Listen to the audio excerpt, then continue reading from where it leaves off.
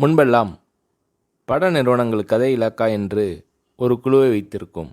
Jupiter, Modern Theatres, Gemini, AVM, Devar Films போன்ற நிறுவனங்கள் கதை இலாக்கா வைத்திருந்தனர். திரைக்கதையை உருவாக்கும் பணிதான் இந்த இலாக்காவின் வேலை.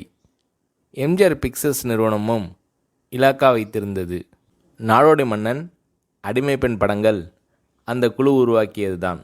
ஆனால் உலகம் சுற்றும் வாலிபன் படம் எடுக்கப்பட்டது ஒரு தனிக்கதை.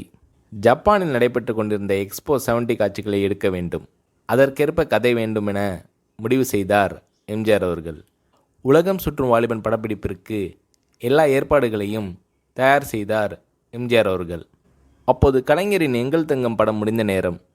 எம்ஜிஆர் படப்பிடிப்பு கட்சி பணி என்று ஏக பிஸியாக இருந்தார். எம்ஜிஆர் படங்களுக்கு கதை வசனம் எழுதும் சொர்ணம் வேறு அடிக்கடி உலகம் சுற்றும் வாலிபன் கதை முடிவு செய்யப்பட வேண்டும் என நினைவுபடுத்தினார்.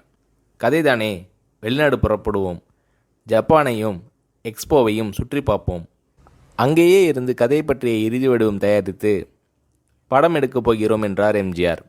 அதேபோல எம்ஜிஆர் அவர்கள் தன் கற்பனையில் உருவாக்கி வைத்திருந்த கதையை டோக்கியோவில் எழுதி முடித்தார். டோக்கியோவிலும் மற்றும் ஹாங்காங், சிங்கப்பூர் போன்ற இடங்களிலும் உலகம் சுற்றும் வாலிபன் படத்தின் படப்பிடிப்பை எடுத்தார் எம்ஜிஆர் அவர்கள். எம்ஜிஆர் அவர்களே கதையாசிரியர், டைரக்டர். தன் கூட வந்த சக கலைஞர்களின் துணையுடன் உலகம் சுற்றும் வாலிபன் படத்தை எடுத்து முடித்தார் எம்ஜிஆர்.